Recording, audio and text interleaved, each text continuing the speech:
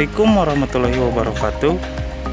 Kembali lagi di channel saya. Kali ini saya berada di wilayah Cipaku, Desa Cilayung, melihat perkembangan untuk pembangunan jalan tol seksi 1 tol Cisumdawu. Kita saksikan. Ini sudah mulai ada pemadatan tanah atau pemadatan jalan menggunakan pasir. Sudah mulai. Ini tandanya sebentar lagi akan dilakukan pengecoran. Dan di sana juga terlihat pengerjaan untuk overpass Cilayung masih dilakukan.